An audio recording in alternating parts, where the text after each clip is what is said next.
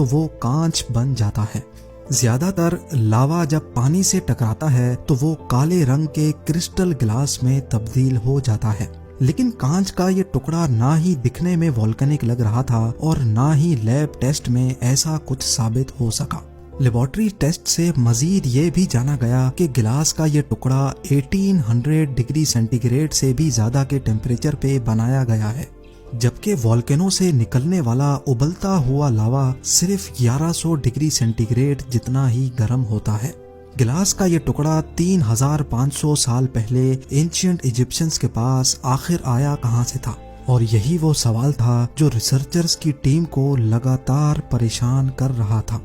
دنیا بھر کے ایجپٹولوجسٹ، سائنٹسٹ اور منرلوجسٹ سر جوڑ کر بیٹھ گئے، کیونکہ ٹوٹن خامون کے نیکلس پر لگا کانچ کا یہ ٹکڑا اب ایک مسٹری بن چکا تھا۔ کئی سال گزر گئے، لیکن بدقسمتی سے کوئی بھی یہ معلوم نہ کر سکا کہ آخر یہ انمول کانچ آیا تو آیا کہاں سے۔ لیکن پھر آخر وہ دن آ ہی گیا جس کا سب کو انتظار تھا۔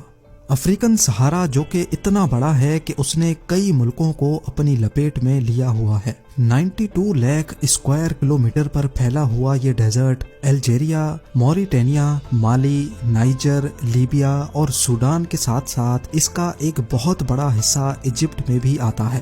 ایجپٹ کا شہر کائرو، جہاں کے میوزیم میں ٹوٹن خامون کا خزانہ موجود ہے، وہاں سے تقریباً 1000 کلومیٹر دور بیچوں بیچ ڈیزرٹ سے ایک قافلہ گزر رہا تھا۔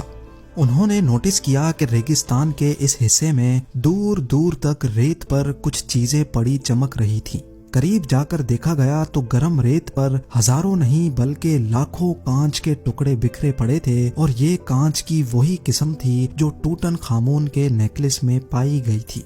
یہ منظر کافی عجیب محسوس ہوتا تھا، کیونکہ جس جگہ سے سالوں میں کوئی نہیں گزرتا، وہاں پہ اتنی تعداد میں کانچ کے عجیب ٹکڑے ملنا کافی حیران کن تھا۔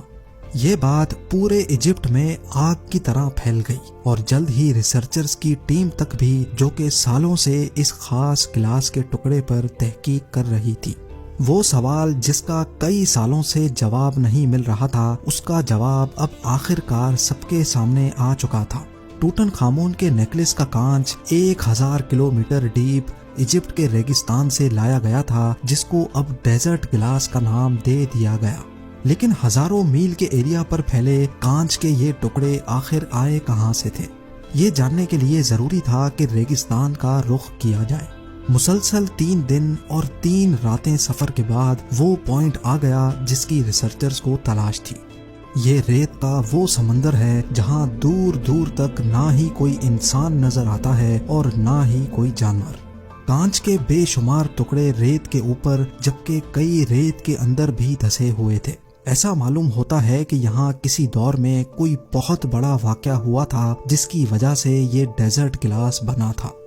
پچھلے کئی سالوں کے دوران جہاں اس پر اسرار کانچ کے ٹکڑوں کے بارے میں کوئی انفارمیشن نہیں تھی، وہیں اب ریسرچرز کے سامنے ایسے لاکھوں ٹکڑے بکھرے پڑے تھے۔ اب جاننا یہ تھا کہ آخر یہ یہاں پر آئے کیسے۔ کئی سیمپلز کا ماڈرن لیب ٹیسٹ کیا گیا تو معلوم پڑا کہ ان میں کچھ ایسے پارٹیکلز بھی تھے جن کا تعلق واقعی ہماری ارتھ سے نہیں تھا۔ لیکن ایک اور بہت اہم انفارمیشن بھی تھی جو اسی ٹیسٹ کے ذریعے معلوم پڑی، اور وہ یہ تھی کہ گلاس کا یہ ٹکڑا آج سے تقریباً 3 کروڑ سال پرانا ہے۔ سائنسدانوں کا ماننا